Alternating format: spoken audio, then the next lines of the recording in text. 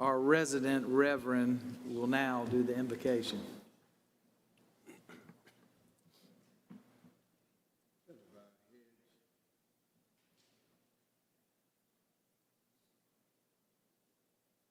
In the quietness of this hour, this day, we thank you for the benefits you've already afforded us.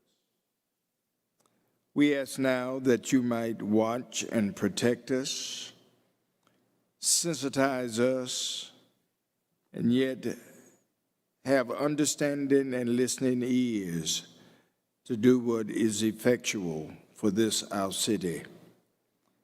Be with those who have gathered. Touch them in a very viable and meaningful way. We ask it. We claim it in His name. Amen. Amen. Amen. Mayor, I'd like to be recognized. Yes. I just wanted to take a personal point of privilege, and since this is the first meeting without our colleague, the Honorable Joe E. Taylor, just talk about him for a couple of minutes because he has touched so many of our lives in different ways. For me especially, he became one of my best friends on council, always challenging me, sometimes yelling at me, but most importantly, always pushing me to think about what was best for the city. And so as we start this year in 2023, I ask my colleagues and all of you to keep the spirit of Joe Taylor alive. Always think about what's best for the city. Don't be afraid to be uncomfortable when you're fighting for something that's right. And most importantly, remember that we live in one of the coolest, most special places that can really be a destination for all types of people to come and plant their roots, and build a really, really bright future. So I know we certainly miss him. There's lots of conversations, especially in City Hall, about the ways in which he would have reacted to something had he still been here. And, I just wanted to say that we will make him proud as we continue to move forward in our work to further the city. Thank you.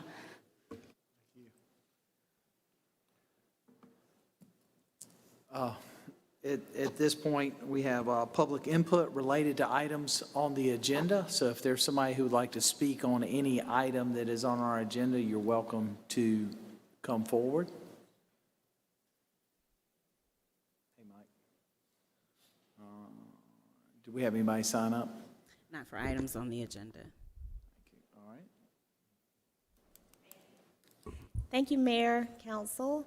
We have one presentation today, which is really a follow-up item from an item that you all had previously discussed, and we wanted to bring it to top of mind for everyone, as you also have an action item today that you'll consider.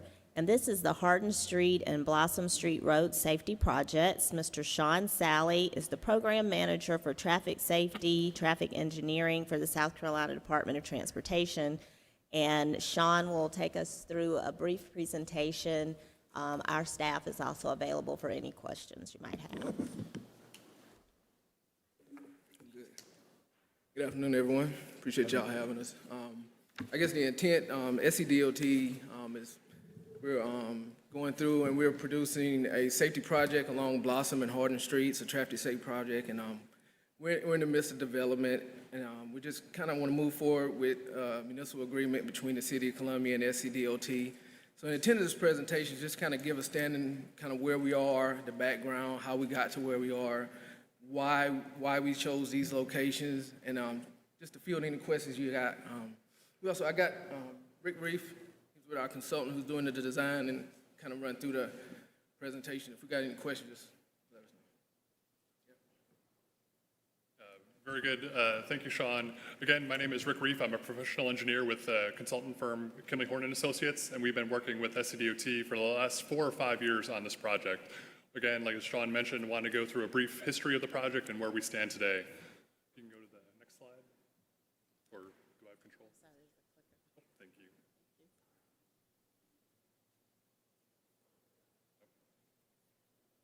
There we go. Brief overview. So we have 2 segments. We have one segment on Hardin Street and one on Blossom. The segment on Hardin runs from Pendleton to Blossom Street. It's approximately 0.45 miles. and it's a 4-lane divided section today with a 25-mile-per-hour speed limit. The ADT in 2021 was 20,700 vehicles per day, and this short segment of Hardin Street ranked as the #1 worst crash problem for pedestrians and bicycles in the whole state. This is showing a segment of Blossom Street. It's a little longer. It's 2.9 miles that runs from the river to Sims Avenue. It's generally a 4-lane divided segment, has a 35-mile-per-hour speed limit, and the ADT range between 13,100 vehicles per day to 29,600 vehicles per day in 2021. There's 16 signalized intersections along this segment, and this segment ranked as the 10th most or the 10th worst segments for pedestrians and bicycles in the whole state.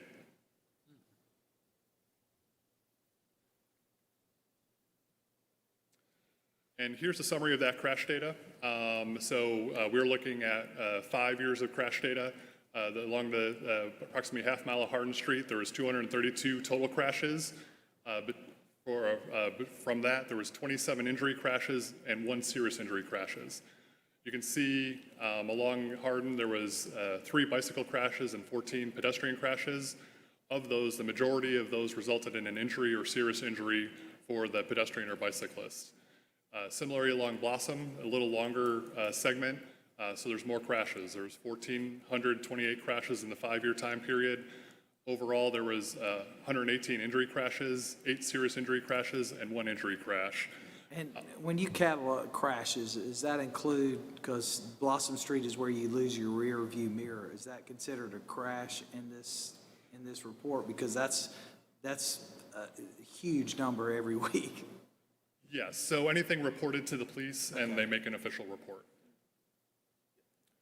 And along Blossom Street, there was 26 pedestrian-related crashes, and again, the majority of those either resulted in an injury or serious injury. Obviously, y'all are aware that there's a lot of pedestrians on these corridors, and there's a pedestrian and bicycle crash problem. So that's what we're here to help solve with this project. Project history. So with these corridors being identified as safety issues, DOT instituted road safety audits. What that is an interdisciplinary team.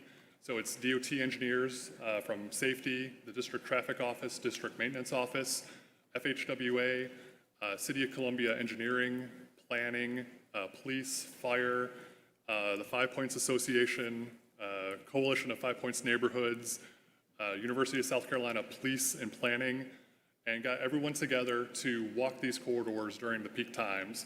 The purpose of this is to try and develop proactive, low-cost safety improvements to help future safety conditions along these corridors. As you know, this goes through the 5 Points area. So we looked at a typical evening rush hour, a typical morning rush hour, and we also looked at a Thursday night between 10 and 12 p.m., observing pedestrians and bicyclists' behavior to come up with recommendations to help improve safety for these most vulnerable road users. So those road safety audits occurred in 2019. The reports were finalized in 2020. Then we went to the next phase of the project. DOT identified funding to implement the recommendations from the studies, and that started in 2021. In August of 2021, we held a public meeting showing the concepts of the improvements. And over the last year and a half, we've had multiple meetings with the city, state representatives, 5 Points Association to refine the concepts.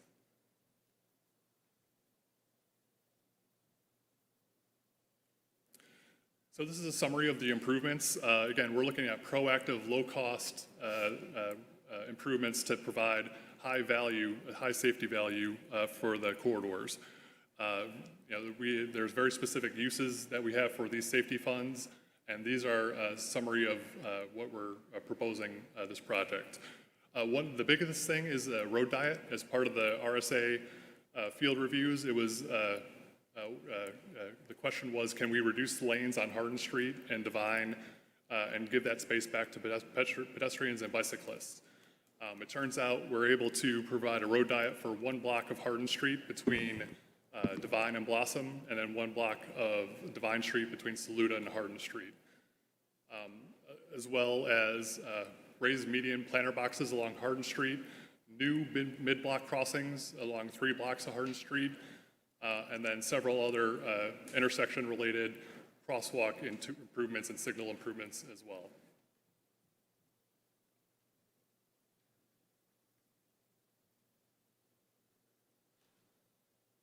So this is a snippet. Hardin Street is running up and down on the screen, and Green Street is running left to right. Anything in black with the white markings are the proposed improvements. So to accomplish a lot of these improvements, there's going to be resurfacing of Hardin Street to implement the new crosswalks and bike lane and the 700 block here shown on the bottom of the page. Also shown here, you can see the new mid-block crossing in the 800 block of Hardin Street, and then a new mid-block crossing in the 700 block of Hardin Street as well. Those will be marked crosswalks with the rectangular rapid flashing beacons. So those are the yellow wigwag lights that pedestrians can activate to alert vehicles on Hardin Street that there's a pedestrian crossing. What about doing complete shutdown of the intersection and intervals? So to allow pedestrians to cross, I'm not sure we looked at that. Yeah, we did evaluate, you got a specific intersection. We looked at it as far as like a barn dance type thing. If we did that, just the negative effect on the travel, it would make it difficult with the amount of traffic that comes through there. We looked at some of the studies, and some of that was looked into when we looked at the road diet, as far as trying to decide whether we can take it from all the way from Blossom all the way to Gervais. And Mayor, one of the questions I had is similar to that. You know, in Charleston, they shut down one side of the road, especially for the high nightlife. Is that something you've looked at in addition to the road diet? Perhaps kind of only having traffic go out one way in the busiest area? Yeah, we've talked with city police as part of that involvement, and we've talked, and they'll shut it down during high impact areas. You know, once pedestrians start spilling into the street, that's when they will shut it down in the 5 Points area. To answer your question, we are implementing leading pedestrian intervals, and that is similar to the crossings on Gervais, where pedestrians will get a walk symbol before the adjacent traffic gets a green. So they have 3 or 4 seconds to get out into the crosswalk, make sure that their presence is known for vehicles, and that is shown to be, again, another countermeasure that has high value to improve pedestrian safety.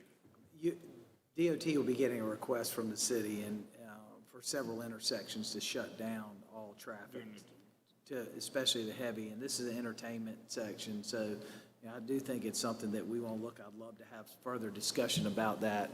Assembly Street in Gervais, for one. You know, this is one of the #1 complaints we get from tourists. We get 15 million visitors in our community, and the connectivity in a lot of areas, and you know, this was, we used to do it on Main Street apparently years ago.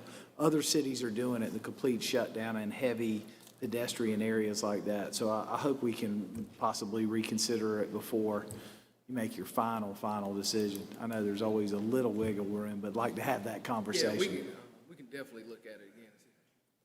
And I think that would be a timing improvement, which would be in addition to everything that we're presenting to you here today. So. Thank you. So I've got one more concept kind of sliding to the south. There we go. So again, Hardin Street is running up and down on your screen. Divine Street is running left to right near the top, and then Blossom left to right near the bottom. This is illustrating the 2 blocks where we are proposing a road diet. So Divine Street between Saluda and Hardin is going from 4 lanes to 3 lanes, and Hardin Street between Divine and Blossom is going to go from 4 lanes to 2 lanes, and that will allow us to implement bike lanes on Hardin Street, as well as have an additional area between the bike lane and the existing angled parking so vehicles can back up without impeding the bike lane or the through lane to get back into the Hardin Street traffic flow. And you can see here at Divine and Hardin are the intersection bulb outs.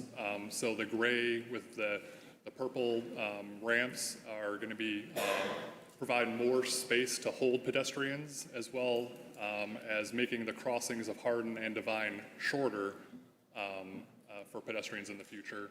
And then there's also a mid-block crossing, a new mid-block crossing in the middle of the Hardin Street road diet block.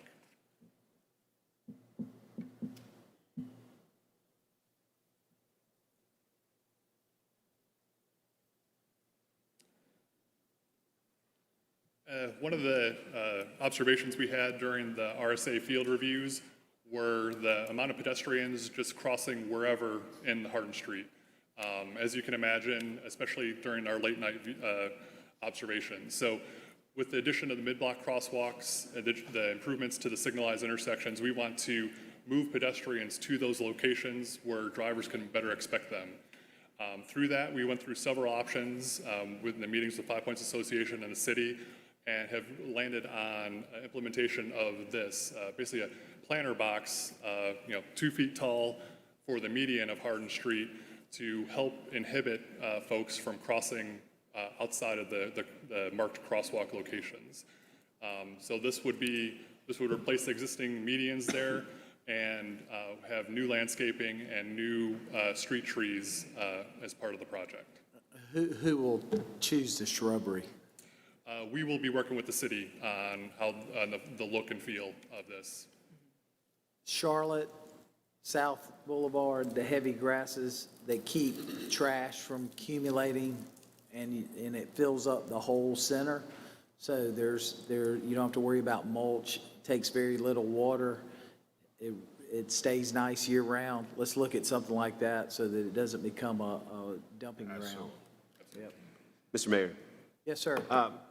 these mid-block crossings, you see them, Main Street, University, other hospitality areas. Will this be a yield to pedestrian mid-block crossing with the sign in the middle of the lanes?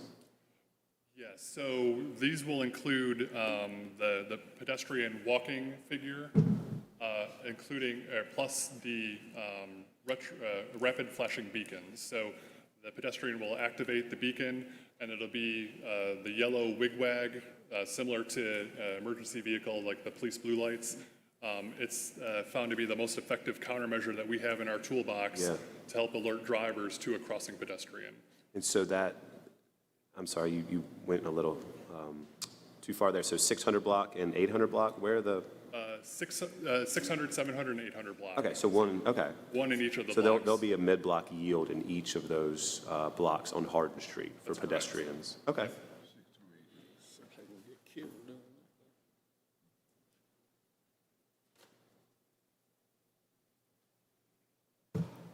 And that is it for the slides that I have. We'd be happy to answer any further questions that you may have. One other question, Mr. Mayor. I've been a part of several of the meetings, and I really appreciate your willingness to work with everybody. Paying special attention to timing and communication to the business owners, I think, is very important. Y'all have had many lessons learned with this. I think even in the previous projects in 5 Points. Can you speak to how you plan on keeping a timely, updated calendar with the business owners, with the 5 Points Merchants Association? Yes, that's been a big part of the discussions.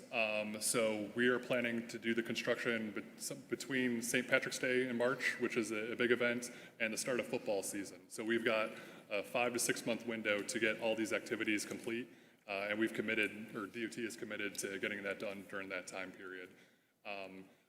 We're not going to shut down any of these roads to make these improvements. There'll be temporary lane closures to get them done with the curb work and the resurfacing, but there's no need to entirely shut down a block for any of the construction activities.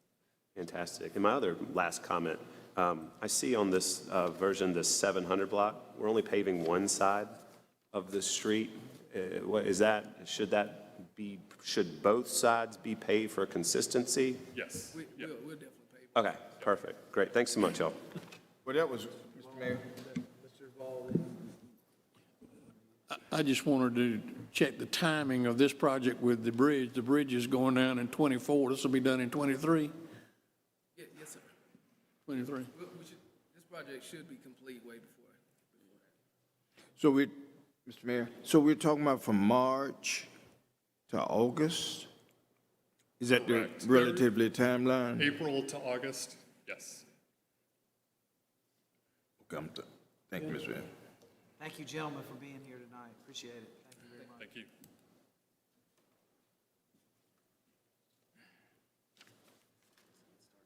Mayor, Council, we can proceed, if you're ready, to the consent agenda items 2 through 13. Is there a motion? So move. Second? Second. Motion and second discussion. I did want to ask a question around, well, first of all, excited to see some new Tahoes coming to the police department. I know there'll be some jockeying to see who gets the new vehicle, but really was interested in item number 4 with our contract for the demolition. I thought we were trying to move to an open contract so that we could complete all of those open items. This is a set amount. I don't know that it covers all the open items that we had in that category. You all had a pretty extensive memo. It should have been in your materials, Mayor. Items 4 and 5 I probably outline believe, the items thus far that are ready for demolition. Some needed asbestos abatement, others did not. So that's what you're seeing on your agenda, the first tranche, I guess, of the funds, the ARPA funds that'll be used for the projects that are ready, and then they're broken down separately based upon the, need for additional measures if asbestos abatement has to occur versus. yeah, I don't know why I had in my head that we were trying to have this open and we weren't going to have to do it every time, so that was my misunderstanding. No, sir, I understand, and I'm not sure if David's here, but if you have any more He's here. specific questions, he can come forward. No, I mean, I'm just glad to see it. Yeah. Keep going, that, David, keep going. Yeah, he's raring to, I think the memo may also outline the next set to come forward as well. David, I'm sorry. I won't put this on him. A part of it also is a little bit of a, I guess, difference in interpretation with DHEC, and I think I've talked to y'all about that before. My interpretation is a little bit different as to what all had to go into these. This is not a development. These are single-family homes that are not part of a major development. There's an exemption that I think DHEC thought these fell into by their interpretation. We disagree, but just because we disagree doesn't mean we don't go ahead and follow what a state agency is asking us to do. So there's a little bit of time that was added to the process that I, regret that was the interpretation. But it is what it is, and we're moving forward. It's out of our control. Any other hurdles, David, that we need to clear to continue on your list for improvement? I think we're ready to jump into this hard now that once we get this approval today, we're ready to go forward. We did look at the open contract I think you were talking about, but I think we had to put out through procurement, we had to do it this way. But I am told that as we get more, we can just add it on to the existing contract, so we may not have to do this all over again. I'm not 100% certain, but I think that's my understanding. So hopefully it'll go quicker.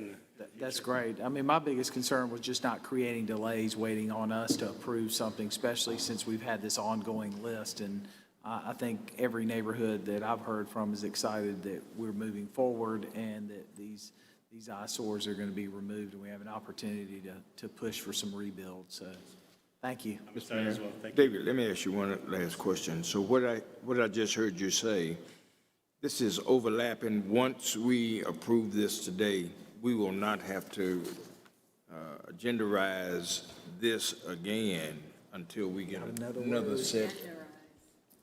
Agendarize. I got another Thank you. word for my list. Until you agendarize the other homes and the other demolitions we will look for in the future. I'll have to confirm with procurement, but it's my understanding, we build into the contract that we have the right to add additional properties to the contract, and the pricing would be based on the existing ones that they quoted. So I'm going to try to push for that because it's quicker. All right. But I can't confirm that for sure. I just don't want us to do this process over and over again once we decide on the number of houses and start in that process.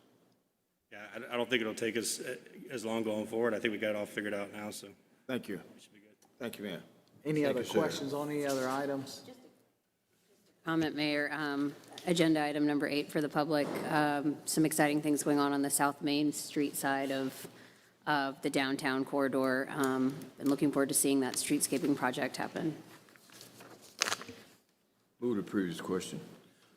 Madam Clerk, could you read the roll, please? Ms. Herbert? Aye. Dr. Bustles? Aye. Mr. Brennan? Yes. Mr. McDowell? Yes. Mr. Duval? Aye. Mayor Rickaman? Aye. Thank you. Moving into a period of ordinances, first reading, item 14 is ordinance number 2023-013, granting an encroachment to Waverly Hospital Owner LLC for the use of the right-of-way areas of the 2200 block of Hampton Street and the 1400 block of Pine Street, the installation and maintenance of sidewalks and stairs adjacent to 2200 Hampton Street in moved. Richland County. Second. We have a motion and a second. Any discussion? I want to thank staff for helping get this done. This is a great project. I'm very excited about what's going to happen on that corner of Oak and Pine, and Oak Senate and Pine, excuse me. Gervais. So Pine and Pine, Pine Hampton. and Hampton, yes. I'll keep going one block ahead. I walked that block so many times, but excited about what's being done there. So with that, Madam Clerk, could you read the roll? Ms. Herbert? Aye. Dr. Bustles? Aye. Mr. Brennan? Yes. Mr. McDowell? Yes. Mr. Duval? Aye. Mayor Rickaman? Aye. Item 15, ordinance number 2023-014, granting an encroachment to the South Carolina Department of Parks, Recreation, and Tourism for the use of the right-of-way area of the 1900 block of Lincoln Street. Motion to approve? Second? We have a motion and a second. Any discussion? Hearing none, seeing none, Madam Clerk, could you read the roll, please? Ms. Herbert? Aye. Dr. Bustles? Aye. Mr. Brennan? Yes. Mr. McDowell? Yes. Mr. Duval? Aye. Mayor Rickaman? Aye. Item 16, ordinance number 2023-016, granting an encroachment to Benton Crossing LP for the use of the right-of-way areas of the 2600 block of River Drive and the 1100 block of Benton Street for the installation and maintenance of curb cuts, crosswalks, sidewalks, landscaping, and irrigation adjacent to 2617 River Drive in Richland County. Motion to approve? Is there a second? Second. Any discussion, questions, concerns? Hearing none, seeing none, Madam Clerk, could you read the roll, please? Ms. Herbert? Aye. Dr. Bustles? Aye. Mr. Brennan? Yes. Mr. McDowell? Yes. Mr. Duval? Aye. Mayor Rickaman? Aye. Resolutions, item 17, resolution number R 2022-100, authorizing construction and improvements by the South Carolina Department of Transportation, SCDOT, of Hardin Street, SS 10, Blossom Street, US moved. 21. Second. A motion and a second. Any questions, any concerns?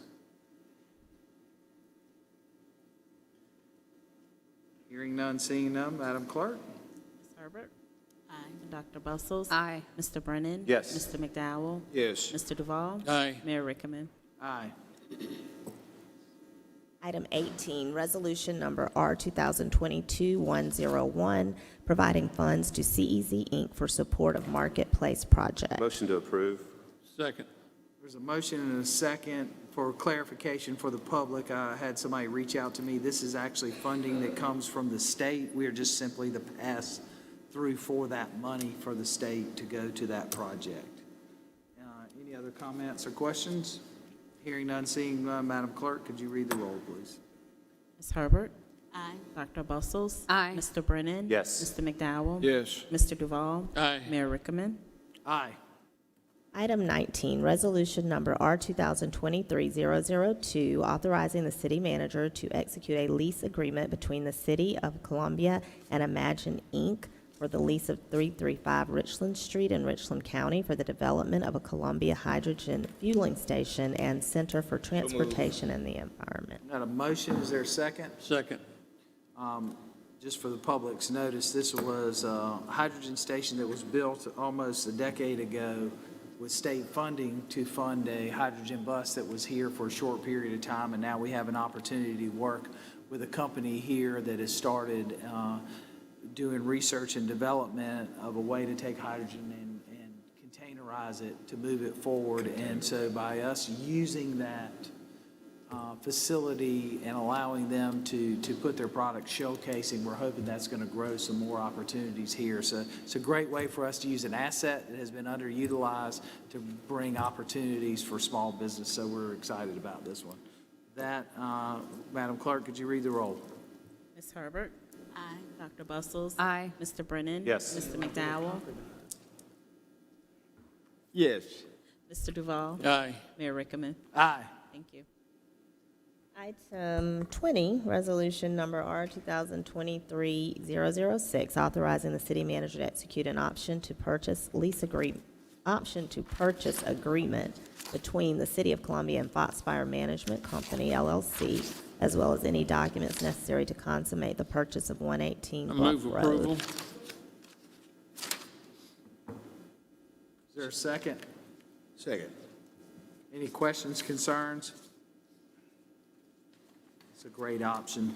Thank you all for bringing it forward. Good for us in the city. With that, Madam Clerk, could you read the roll? Ms. Herbert? Aye. Dr. Bustles? Aye. Mr. Brennan? Yes. Mr. McDowell? Yes. Mr. Duval? Aye. Mayor Rickaman? Aye. Thank you. Moving into other matters, item 21, fiscal year 2022-2023 Hospitality Tax Committee recommendations for the second round allocations. Ms. Missy Kaufman, our Director of Budget, Program Management, and Grants, is here to assist you, or if you have any questions. Move approval of the committee's recommendations. Second.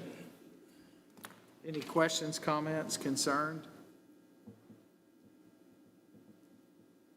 Hearing none, seeing none, we'll move it forward. I want to thank the committee. They saved some money from the first round, left it out there so that we have an opportunity to provide some funding in a second round, and I appreciate all your hard work, and thank you for doing that, because I know this is very important to the groups who came back and asked for it. And I hope that next year we'll be able to give you just as much money, if not more, to continue doing what you're doing in our community. But thank you. With that, Madam Clerk, could you read the roll? Aye. Dr. Bustles? Aye. Mr. Brennan? Yes. Mr. McDowell? Yes. Mr. Duval? Aye. Mayor Rickaman? Aye. Mayor Rickman. Yes. Can I ask the Hospitality Committee to stand, please? Thank you for the word.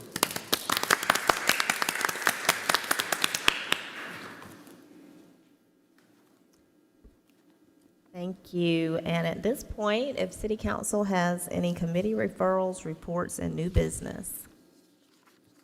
Mr. Brennan? Yes, Mr. Mayor, had a wonderful first meeting of the Community Development Committee today, and would like to send to the Community Development Committee the exploration of a town and gown organization to have that conversation, what structure it might look like as we reach out to our higher ed and education institutions about participating in that and exactly what that would entail. Well, it's your lucky day. I just happen to have a folder that I'm completing to hopefully send out to everyone to look over that we've been working on. Fantastic. To give us Perfect an timing outline. for community development. Send it to the, Community development, you got it. it's the right-wing committee. Mr. Mayor, just to announce, our Administrative Policy Committee will meet January 21st, 31st, I'm sorry, at 1 o'clock p.m. Any other updates, committee referrals?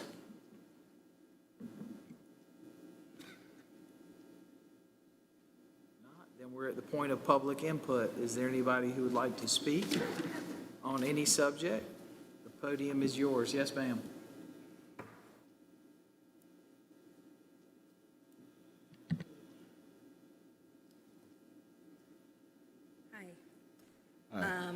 My name is Stephanie Melora Bailey, and I wanted to take a few minutes to chat with you guys about the small business that I own here in 5 Points. I own Southern Cypress Tattoo in the heart of 5 Points. I was fortunate enough to open my business in 2019 and survive a very brutal pandemic. And actually, as we reopened, we grew and we flourished a lot. And I reached the point in my business where it was time for me to expand. So imagine my delight when the unit across the street became available. And I was speaking with the landlords and was given the opportunity to expand my business into that unit, only to find out that the city council has enacted an ordinance no longer allowing tattoo shops to be within 1,000 feet of another tattoo shop. I'm literally within 200 feet of myself. So what I would like the council to consider and what I would love further discussion on is possibly a variance or a changing of the language of the existing ordinance to basically say that an existing tattoo shop can expand within the 1,000 feet that it already occupies. I love the community of 5 Points. I serve on the board of directors for the 5 Points Association. This is my home, these are my people, and I want to see my business continue to grow in the community that I love and that I serve. And I would love further discussion and the possibility for that to happen for my small business. Ms. Can I ask the question? Go ahead. Mr. Duval? You weren't quite close enough to the microphone for my ears, so let me ask you a question. Okay, You have an existing shop in 5 Points? I and do. And it's across the street from the place you want to open? yes, I outgrew the space that I currently occupy. I'm on Green Street, right across from Andy's Deli.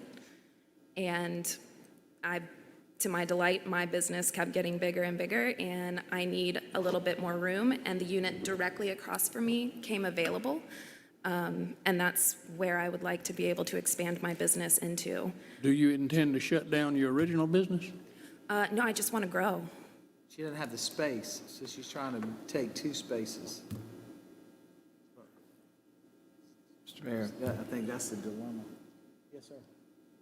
so your present business across from Andy's, you want to expand that business, but keep the business across from Andy's?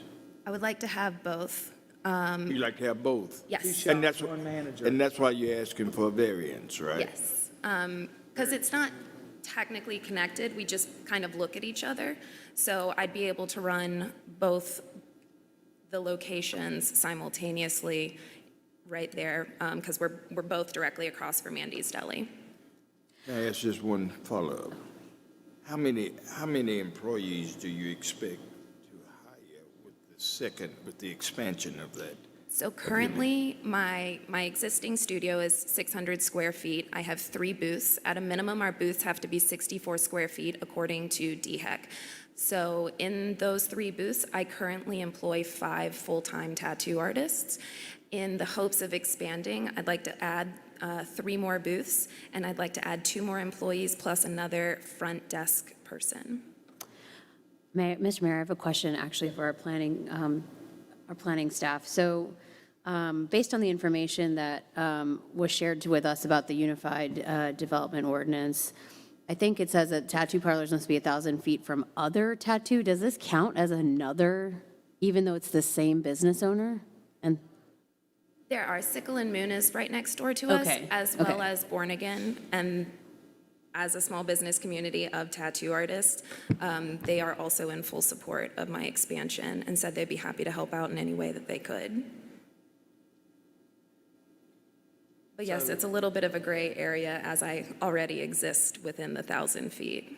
But the reason we're on top of each other is because of other ordinances not allowing us to be within 1,000 feet of a school, church, or playground. So that's why you find us all in the same area. School, church, playground. Ms. Hampton, is that's part of the unified, that's not the overlay, correct? No, that's not the So what I'm asking from City Council is just to allow my small business to grow a little bit in the community that I serve. I know it's a bit of a gray area considering I already exist, but I'd love further discussion and to be able to do that. Yeah, and I think we need to have further, but at the same time, we also have to understand the parameters, because not everybody is a good business person like you are. And we find that challenge with other businesses, not trying to pick on. You know, as we've helped a young lady who moved onto Main Street who had a struggle with DHEC over 400 feet. I previously worked for her, Yeah, so yes. Great. So if we can, I'd like to refer this to a committee for discussion. Public safety. That's not public safety. Can we add it to the administration Or economic development. or economic development? How about Which one do we have the community next meeting? Which one is next, or which one should it go to? In your opinion? It should Mr. Mayor, I go would to suggest. Economic I'm sorry. development, I'm probably. sorry. Yeah, Economic economic development. development. We'll, Yes, sir. let's bring this up at economic development, have some conversation around, see, because you're in a unique position too, which I makes am. it even harder. I am I wish well I could just aware. tell you right now, we can fix it tonight, but we can't. But we're willing to have that discussion. and I'd take be a happy look to at have it. that discussion and attend any meeting that I can to further the cause. We'll be in touch, and we probably have to come to our economic development, which, do we have one at the end of the month? February 14th at 1 p.m. Is the earliest? Yes, sir. We'll get back to you. If we have some other items, maybe we can move that agenda I around. will clear my calendar whenever I'm needed. Thank you. Because I think she's going to be busy on Valentine's Day. She's not going to be able to come up here. But thank you for coming up. Thank you very much.